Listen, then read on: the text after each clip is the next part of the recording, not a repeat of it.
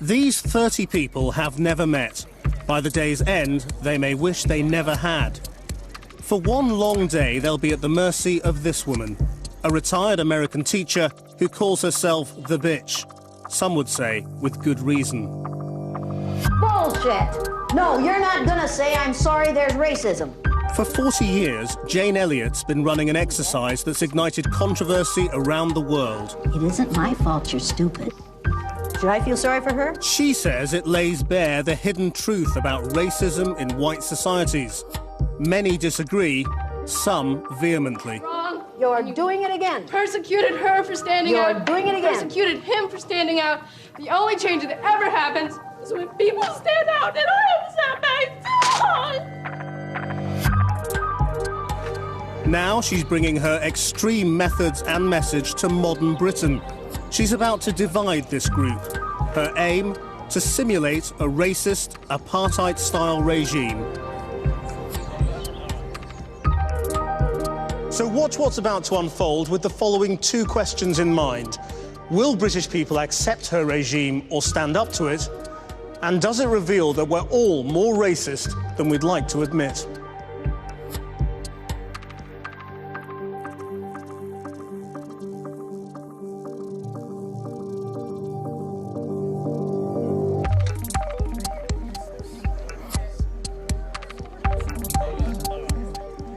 Six months ago, we advertised for people to take part in a psychological exercise. These men and women from a range of races and backgrounds have come to this disused warehouse in London to participate. They don't know what lies ahead.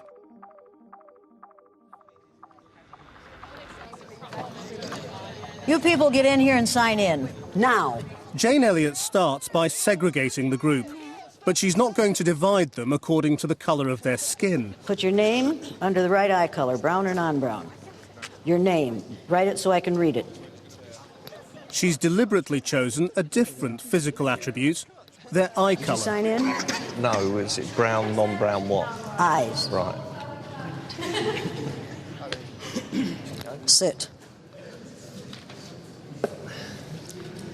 Put your legs together. I don't have to straddle them and I don't have to stand between them. Okay. Any volunteers with blue eyes will be bullied and collared Over there. and sent to a holding room with a security guard. For them, the regime of discrimination is already beginning. Sign. Okay, sit down. Sit. So masterful. I don't usually do this, but I'm going to make an exception in your case. Oh dear. Keep your mouth shut Okay. and start now. I don't play second banana. Do you understand that?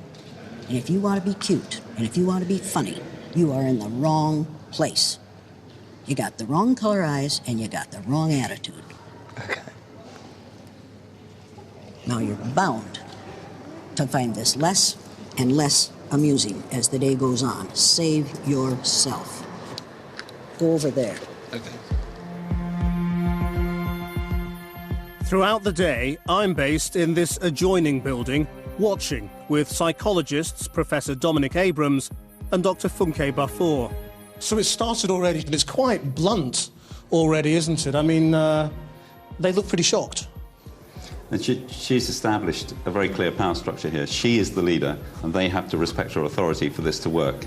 And at this point, they're all releasing control. What she's doing now is making them release control so that she's in charge. But the blue eyes are already compliant. They're being shouted at, Yes. told to sit down, shut up. I think they think it's a joke. They might think, oh, this is workshop, this is just to set us up for the workshop, not really realising the impact it's going to have on them. Brown or non-brown? Brown. Go right down there. Brown-eyed, go there. Volunteers with brown eyes are sent straight through to their seats in the main hall. This will be the privileged majority group. The blue eyes will be held together in an uncomfortable room with just 4 chairs. God, she's friendly, isn't she? Actually, she was very rude. And monitored by security cameras. What do you have in your mouth? Nothing. You aren't chewing gum? No, anymore. Don't be. Go over there and stand until somebody comes for you. Sit down. Now I'm going to give you a piece of advice. I don't need cute. I gave up cute when I was 18. And you'd better give it up now. Don't be a funny girl today. I'm not amused. I've had a bad night and you're going to have a bad day. Go over there and stand by her. Brown-eyed? Brown-eyed. Go right there. Thank you. We're not doing too well, are we? Don't walk in front of me. Go behind me and sit down. Haven't done well at all yet, have they? Yeah, we have. Oh, have we? What have we done that's so wonderful? World, Oh, isn't that? know. Yeah, what a bunch of bullshit. Go over there. Thank God. Thank you. Go there. With 15 minutes gone, all 30 volunteers are now segregated. Keep these people quiet. Keep these people orderly. If they get noisy, they will be ejected from the building. The blue-eyed group is now isolated and out of earshot. The scene is set for the next phase of Jane Elliott's regime. Her plan is to get the brown-eyed group to turn against the blue eyes. But why? What is she trying to achieve?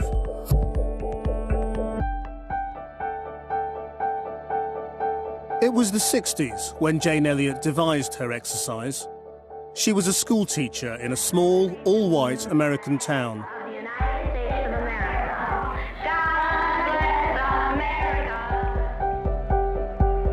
America in 1968 was a segregated country. Black Americans were dying, battling for their basic civil rights. When Martin Luther King was assassinated, it had a profound effect on Jane Elliott.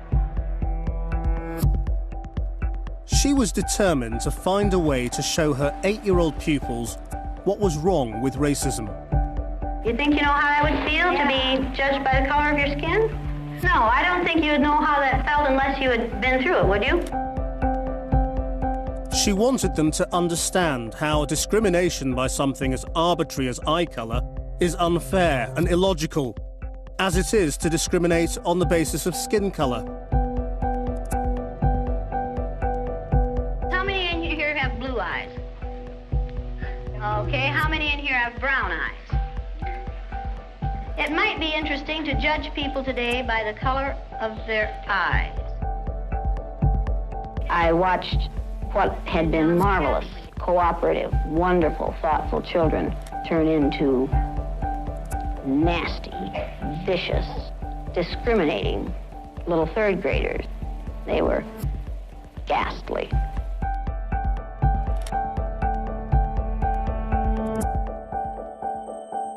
In race-torn America, Jane Elliott opened her students' eyes to overt racism.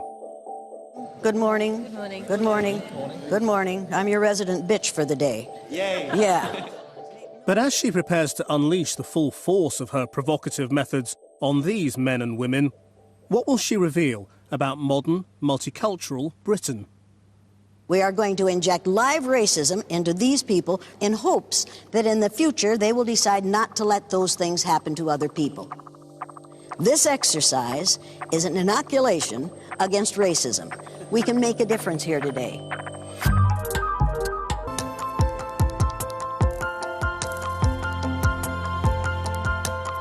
When you do this exercise in a kind way, people think you're weak and they do not listen. Do I have your attention? Yeah. Do I have your attention? Oh yeah, damn right. And I intend to have your attention because there's nothing polite about racism. The all-white blue-eyed group is now isolated in a holding room. At this stage, none of the brown eyes know Jane Elliott's true intentions: to turn them into a group willing to take part in humiliating the all-white blue eyes. The purpose of this exercise is to let these nice blue-eyed white folks find out how it feels to be something other than white in the UK for 2.5 hours. They are not going to like it because I don't like them. They've already been abusive, they've already been belligerent, they've already tried to make a joke of something. Can you make a joke of racism? No, I can't. No, I didn't think so. Can you make a joke of racism? Can you make a joke of racism? Let me put it this way. You laugh and I'll change the color of your eyes so fucking fast you won't know what hit you. You got it? You get angry about racism? Me? Yeah. Yeah, all the time. You do, all the time. Yeah. Why? Is there something wrong with you? No. No? Is there something wrong with racists? Yes. Damn right.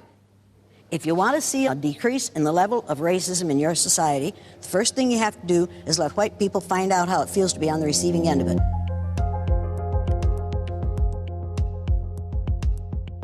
Jane Elliott's abrasive style is not to everyone's taste. Over the years, it has been criticised as bullying. How do you feel about Jane's style and approach? This is an educator, a teacher, trying to teach these people what it is like to feel discriminated against. And you think about adults being taught in that way. She's put them in a childlike position, which many people don't, well, nobody wants to experience that as an adult. So I do feel that some of her elements are quite harsh. She's taking something that's been incredibly important to her in her personal life and in her role as a teacher, and she's saying, with this, I can powerfully demonstrate to a set of people what it's like to be the victim of racism and discrimination.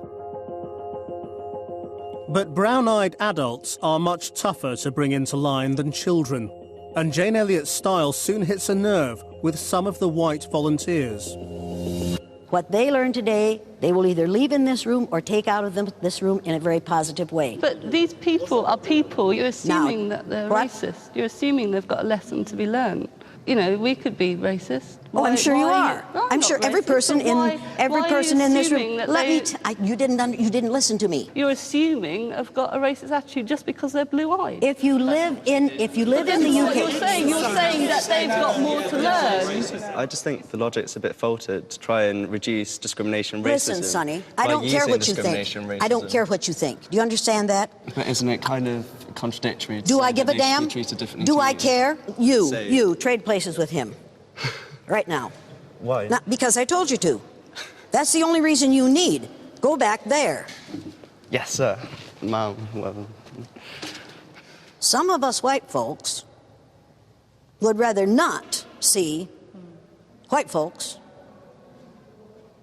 verbally, psychologically, mentally, and emotionally abused for a few minutes.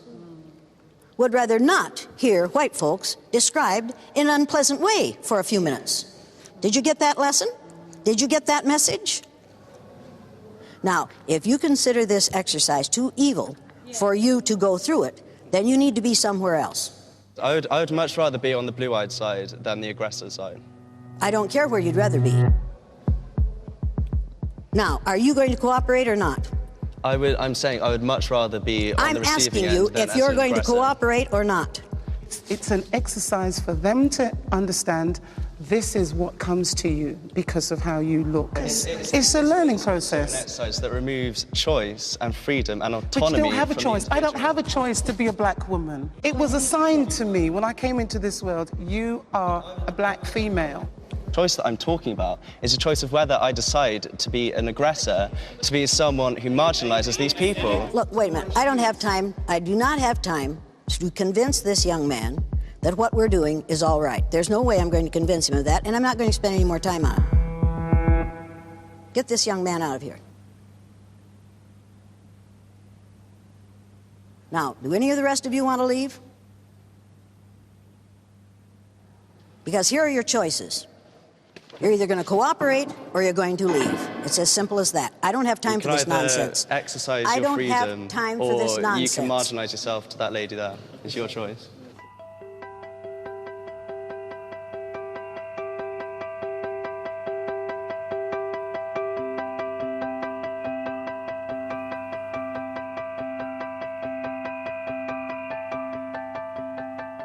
What do you think's the effect of her throwing him out on the rest of them?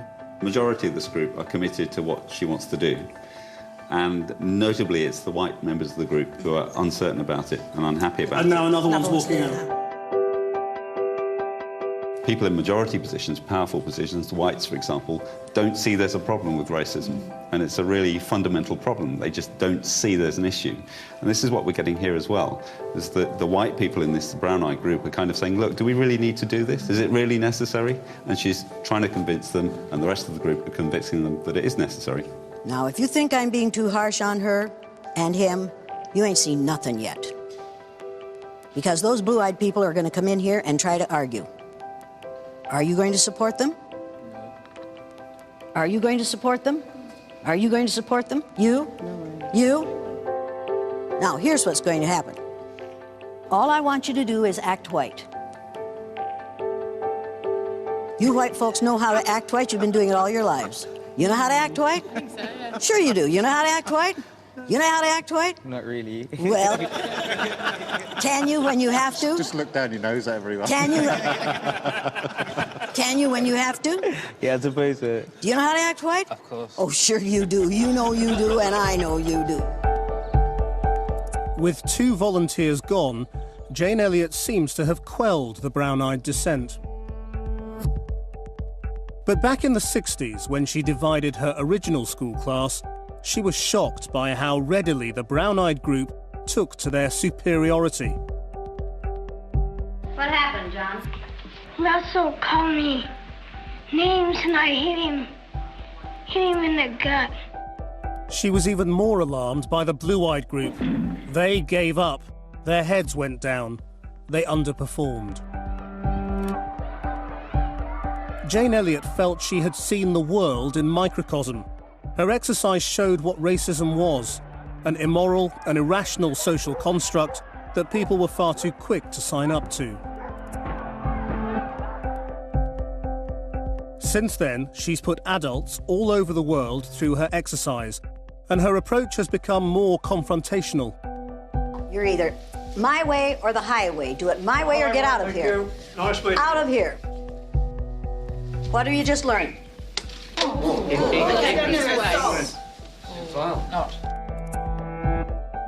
Now, Jane Elliott directs the full force of her confrontational tactics towards her prime targets, the blue-eyed group. Now, whether or not I like them, we're going to let these people in here. And you're going to see to it that they understand that we have created a situation for them to learn, that we did this for their own good. And how should they feel about that? Thankful. Grateful. And if they aren't grateful, what does that prove about them? They're ignorant. They're ingrates. No matter what you do for them, it isn't enough. That's just the way these people are. The Blues have now been waiting in the holding room for 2 hours. Time to go, then. About bloody time, too. They're about to discover what it's like to be on the receiving end of Jane Elliott's dictatorial regime. If one of these boys tries to come at me, what are you going to do? Protect you. Protect me, thank you very much. Change places with her.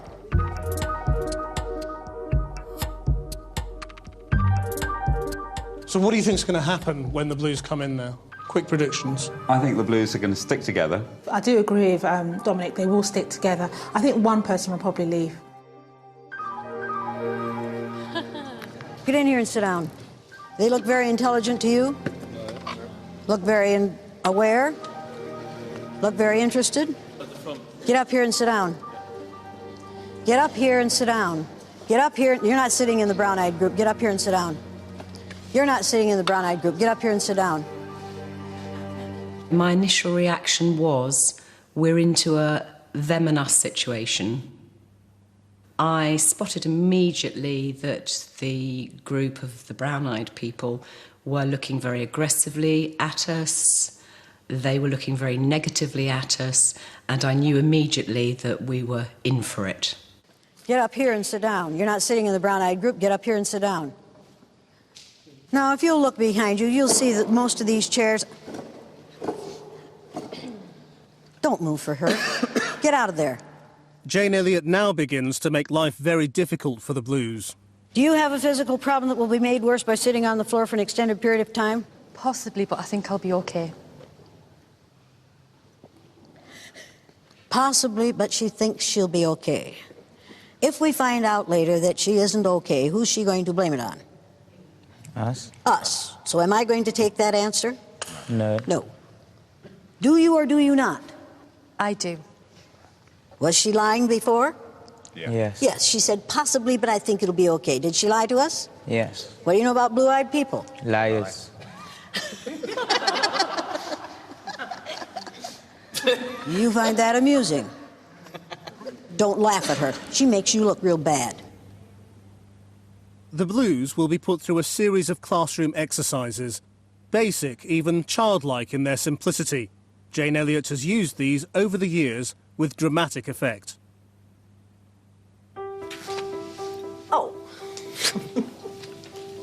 Her mission is to grind down the Blue Eyes. You know what a redundancy is? What? They give you money and you leave your job. They give you money and you leave the job. Once they're feeling downtrodden, what they learn from this can be a real revelation. Who's responsible for you being on the hot seat right now? I am. Thank you very much. Now, does that teach you something? That I have to listen to you. Is that all? And I have to conform to the way you want me to be and not how I am. Yeah. Does that teach you something? That I'm insignificant. Yeah. Does that teach you something? Yeah. Yeah. What does that teach you? I'm worthless. What does that teach you? If I can convince you that you're worthless in 45 minutes, what could I do if I did this with you for 30 years? You could take away my self-being and who I am. But in Britain in 2009, the Blues start to fight back. Getting right along. You do understand, you understand then that you understand that you are being discriminated against. Yes. Do you understand that you're being discriminated Discrimination downright Do you understand that you aren't liking what you're having? Yes. You need to know that that's not important to me. What's important to me is every time you argue, you prove that what I said about you is true. That you're argumentative, that you're belligerent, that you're uncooperative, that you're uncivilized, that you don't follow the rules, that you want to have things your own way, that you are accustomed to using power, and that you don't understand. You're abusing your power. Do you understand what's going on here? Yes. Tell them what's going on here. And the tall white male. Basically, it's a lot of people are totally unaware that discrimination goes on as much as it does. Hey, I want to know what happens when it happens. When it happened to you the last time, what happened? Wait. No, you don't have to answer that question. Yes, you do. Say what you want to say. You don't have to answer that question. Say what you want to say. Don't when listen it to happens out there in the real world, people answer make that a stand. question. It's against the law and people make a stand. Now I'm making a stand. Enough.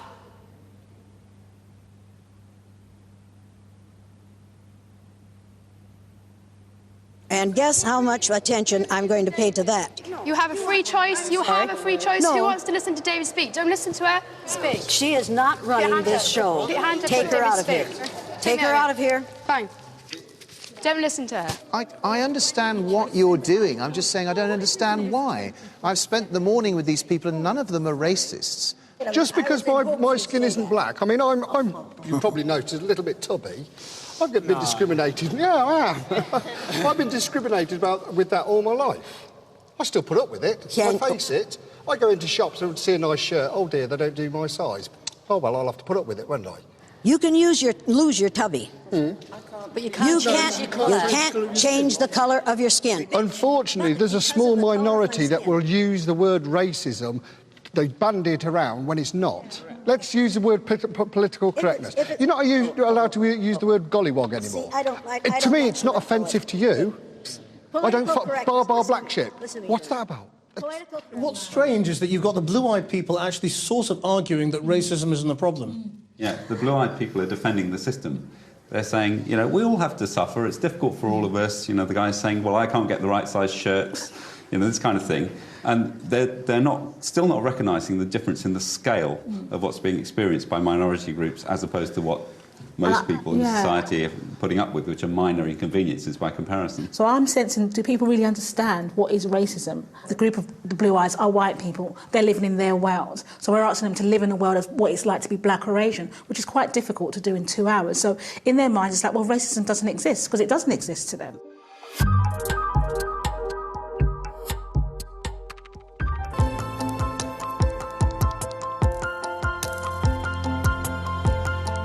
Jane Elliott has carried out her controversial exercise all over the world. But here in Britain, she's met stubborn resistance. I'm not going with all this crack you're putting out. I'm sorry. That's up to you. When I came here, racism, oppression was wrong.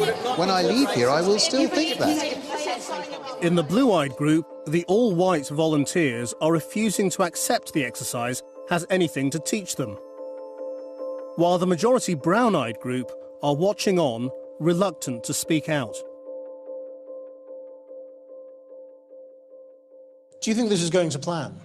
Is this how it's supposed to be? I don't think it's going quite according to plan, in the sense that usually by this point you'd expect the blue eyes to be more crestfallen, and you might expect the brown eyes to be getting more energised about criticising them. The Browns aren't joining in a lot, though, are they? No. And I think that probably represents which country you're doing this exercise in. Whereas America, there is a strong divide, or Australia or South Africa. And this country is more subtle. So even though they may have an opinion, they're sort of keeping it quiet to themselves.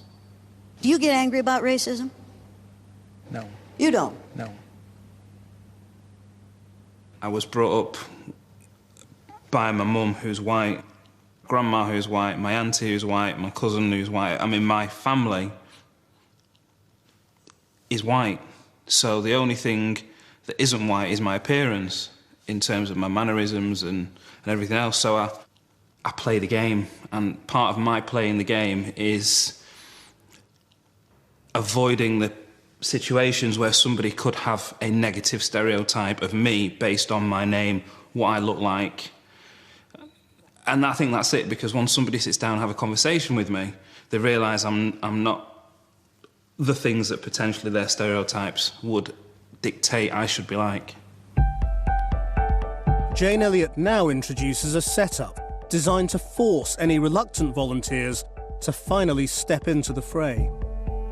You, stand up here beside me. Yeah. You, right here. I wanted you, nice blue-eyed white people, to find out how it feels to be on the receiving end of that which we allow to be handed out to whole groups of people every day.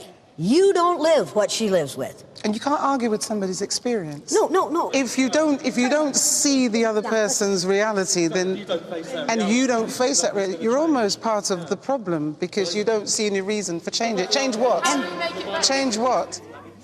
In the UK, the racism, it's very subtle. It's very subtle. It's standing in a queue, waiting to be served, and the lady at the desk or the reception serves the person behind you, or the white family that's just walked in through the door, or my son running for the bus and getting stopped by the police. Why are you running? I'm running for the bus. Her child learns something like this every time he walks down the goddamn street. Stop and search. And in the United States of America, any kid stop and search because there's a knife problem at the moment. You're 8 times more likely to be stopped and searched as a black boy. But you keep saying statistics. I'm sorry, statistics. That's how it is. It's the way it is. Everywhere, all teenagers out at night. It's a statistics show. The police will stop them and look for knives. It doesn't matter what colour their skin is. You are 8 times more likely to be stopped and searched. One of my best friends is a local Bobby on You're not hearing me. Denying the facts. You, but you feel you're and now unique. You're getting defensive. You are not unique. You're still not hearing the point. You're not hearing the point. I'm totally hearing the point. What I'd like to hear more is what you propose to do to actually change all this. Oh, wait a minute. Let's get on to that later. How are we going to change it? What will we do? I'm so glad you asked that. I'm so glad you asked that. I'm bored with this bit now. I'm ready for a tea break and I want to move on. What you're doing is blaming the victim. What victim? What you're doing is blaming the victim. You're saying, where's the victim? You're saying to her, what are you going to do to change this? What are you going to do? She doesn't have the power to change this. We? No, you did not. No, what did she say? You weren't listening.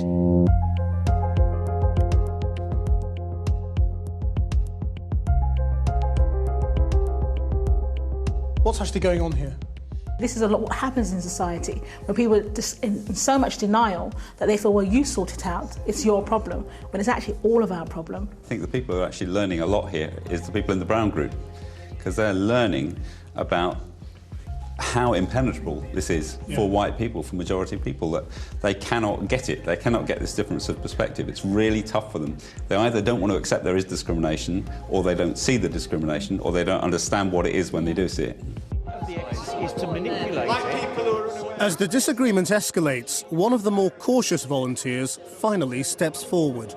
I don't think we are in denial. I think you want us desperately to be in denial, but most Pearl! Stump. I have a daughter that lives, not with me, obviously, but she lives in a very middle-class area, a very rural area, and she's the only non-white in her school. I will not go and pick her up from school because of my belief of other parents' perceptions of my daughter because her father looks like I do. Now, you can frown as if to say, well, why? But the bottom line is, after 34 years of my life in this country, that's how I feel. Oh, that's so sad. It is so... Yeah? I feel sad. OK, now another reality of it, and ask any of my friends, is I talk in terms of I play the game. OK? If you speak to me on the phone, you will have zero idea of what I look like. You either conform, in which case you get an easy life, or you fight against it and you'll end up criminalised, outcast and removed from the situation. But Marvin, what you've said, I agree with, but it's not colour. You could be a skinhead and not want to pick your kid up from school. You can be a cockney. The skinhead can let his hair grow. I'm talking wholly and exclusively based on the colour of my skin, nothing else. Just to qualify the thing about the school, part of the reason I don't go to the school is because, I mean, I'm mixed race, so I'm only half caste. My daughter has got a white mother, which means she's even lighter than me. Therefore, I believe that most, if not all, of the people at that school think she's white. If I turn up, then the children will see a different... And treat her differently. And again, it's not necessarily because these kids are ignorant, it's because these kids live in an environment that's wholly of white people. I chose to play the game. That's right. That's it. We have to play the game. There is this game we have to play to get by. Play the game as well. My ex-husband, for example, is in the sporting environment. He's taking on top quality customers, the RAF, people like that. But he conforms. He has to wear a business suit. He has to wear a tie. He has to speak beautifully. He has his short back and side haircut. He looks immaculately groomed. He's actually a rugby player from way back. He's happy wearing sloppy old jumpers. Is he white? He used to have his hair longer. Is he white? We have to conform as well. Is he white? That's not conforming. You're talking about conforming. He would conform to pick up my daughter from her school. He would not turn up looking like a scruff bag with long hair, bad clothes, bad breath, unwashed, bad shoes. Isn't that pride, though? No, it's exactly the same. You're talking about your school environment with your daughter, my school environment with my daughter. We all agree that it's not the same. They would It's not the same. It's not the same. It is. Sorry. Yes. Maybe to a lesser degree. Let's agree. Let's agree to disagree.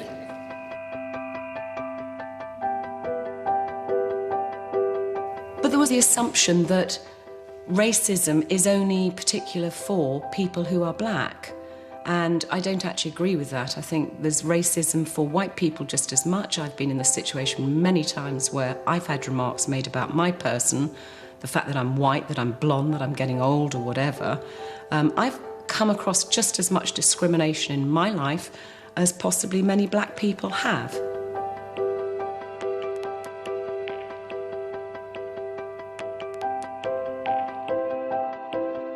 But it's interesting now that the brown eye group are actually talking up. You know, the blue eyes were obviously saying, this is where I stand, I don't agree with this. And the brown eyes say, no, listen, these are the experiences that we have had, and make in relation to what people are actually saying in the blue eye group. So what do you think this tells us then about discrimination in Britain? In Britain, you've got an establishment with power. And that establishment, people who are part of it, the rules, the laws that we have, are things that people take for granted as being fair. But they privilege a certain set of people more than everybody else. So it's not that we have one particular racial group that everybody's racist against. It's that there are many minority groups, all of which are disadvantaged by this system of power. But you might walk away from this and say the white people in the blue-eyed group are just in denial. I totally agree, because there's a sense of like, well, we're not racist and racism doesn't happen.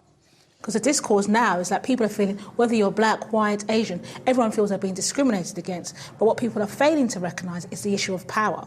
And this is what Jane is trying to present, but they're not actually quite getting that right now. But Jane Elliott is undeterred, and the segregation of the two groups continues during the food break. As the Blues are kept together and fed basic sandwiches, the Browns are given the freedom to enjoy a buffet. And look what they're getting. Have you looked? They're getting cordon bleu. We get a few sarnies. This is where it takes the piss, actually. It's not just the Blues who are feeling hard done by. Over in the brown-eyed group, the black volunteers feel there is a lesson to be learnt. But one of the white volunteers doesn't think it's fair to label all whites as racist. I'm getting drawn into something that I don't want to argue about because I don't want to see other people abused.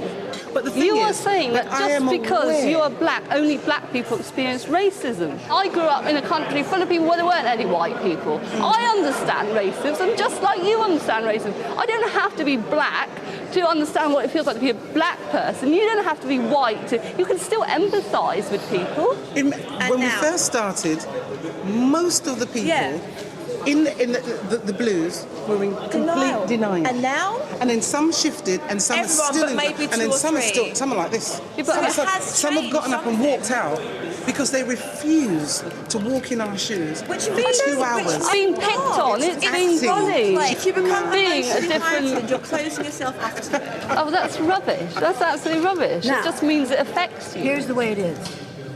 The exercise is not over. Do you understand that? Because the blue-eyed people don't. So there is more abuse to come if that's what you prefer to call it.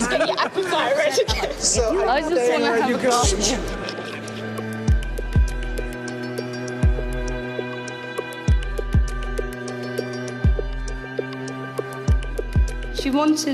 She wanted people to understand what black people were going through, but she didn't want to understand what anybody else was going through.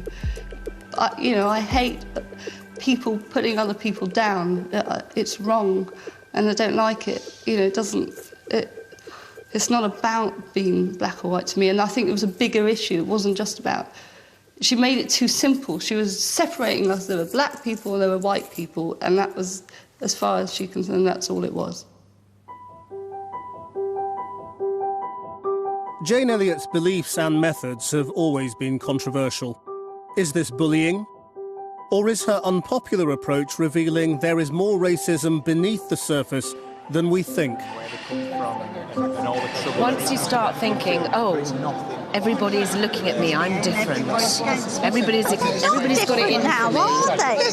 Nearly as many of them as us, so they're not different. Nobody's, But in my class, 1/3 of my class are black children. Then I've got a bunch of half-caste children. I've got one little girl who's stunningly beautiful. She fell over, scraped all her face. I admit I was slightly surprised that where she scraped all her face, it's all pink underneath. Right? Did I expect it to be black? I don't know.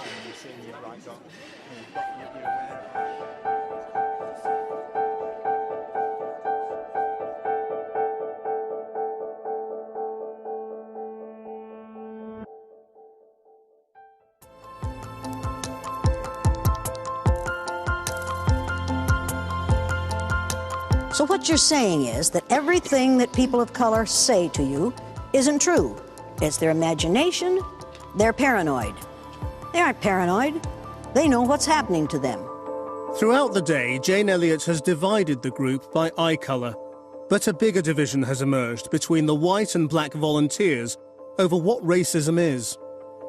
Do you think this whole exercise is able to deal with the subtleties of racism in 2009?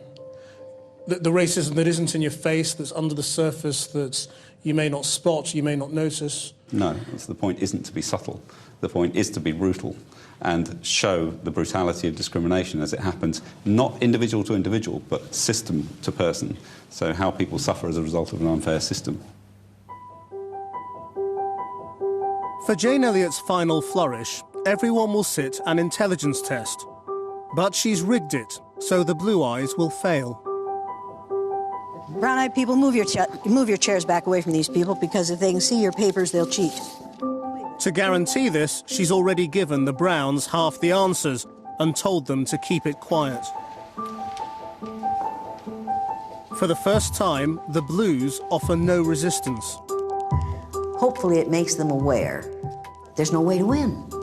They're in a lose-lose situation. And then eventually, they become resigned to the fact that they have no power. And it's just, might as well sit here and take it. There's nothing I can do about it. But one white volunteer in the Brown Eyes is about to derail the test. Whose test is this? Hazel. Hazel's. Where's your test? Underneath. Are you checking it at the same time? No. Why not? Because why should I? Why do I have to? What's the relevance? Let me make it relevant for you. This broad doesn't think she has to check her test. We cheated on the test, so I don't see why we should be marking it. Well, you gave us the answers. You didn't cheat on the test. So why should I mark it when I know that you've cheated? Wait just a damn minute. You can, as a white woman, prevent white people from learning for as long as you think you can get away with it. Has that fool learned anything yet? She's preventing other people from learning as She's well. working hard at it, isn't she? Yeah. With the final task thrown off course, the division between white and black surfaces once again. Here was an opportunity to carry out an exercise and see how people reacted and learn from that. But instead, what we got was sabotage. Sabotage. In effect, of the situation.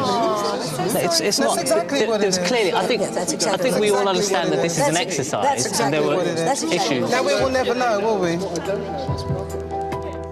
This controlled environment is about racism, or is about being an underdog because of something you have no control over. Sometimes the system is stacked against you, and those in power may be operating in a way to put you in a disadvantaged position. Jane Elliott brings her exercise to a close. After 10 hours of struggle, has the exercise revealed the reality of life in modern Britain is still very different for white and black people? I'm 63 years old, and I've seen England change so much. You know, for me, it's so difficult because all of a sudden, you know, we've got this multiracial society. It wasn't there when I was a kid, when I was a teenager even. And my kids accept it. They're amazing. I'm the one that genuinely has a great difficulty with it. But I'm learning. And today, I think I've learned so much. Thank you. For me, I didn't need to ever change my opinions. I walked in there as a person who feels very, very strongly about any form whatsoever of that kind of behaviour demonstrated by, whether it's one of my friends, one of the children in my class, whatever. I've always felt passionately about that. So I didn't need converting. And to be treated as if I was this pariah who was out there was unacceptable anyway. So I wouldn't pay lip service to her. And my comments at the end were more how disappointed I was. I've been in occasions where people have you know, told a joke and everybody has laughed and nobody realised that that was a racist comment apart from me. So, you know, so you can be in a situation where, it goes completely over your head because it doesn't affect you. So because it doesn't affect you, it doesn't exist. And that's not the case. You've just not noticed. Jane Elliott has said this will be the last time she does her exercise on this scale. Having watched the twists and turns all day, I wanted to question her methods and beliefs.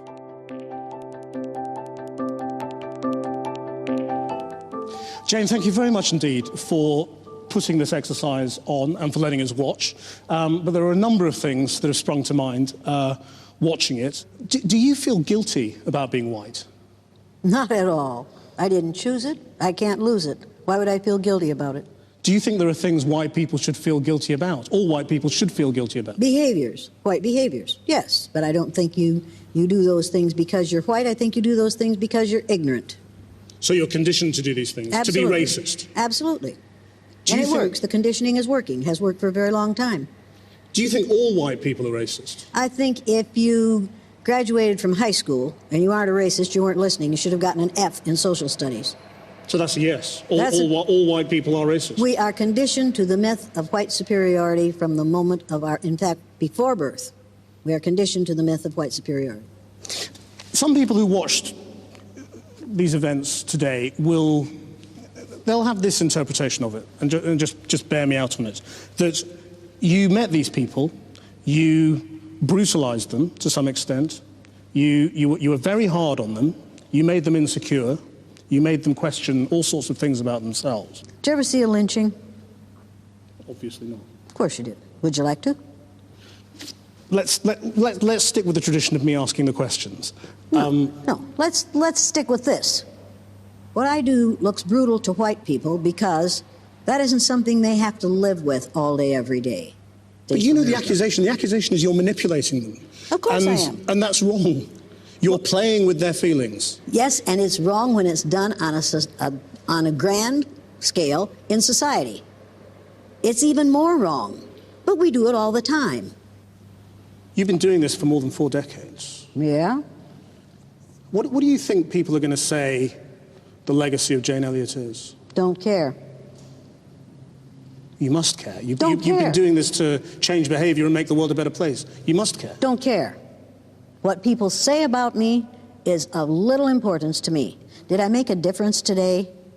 Did I make a difference today? Did I make a positive difference today in the area of racism? And that's what I want to do.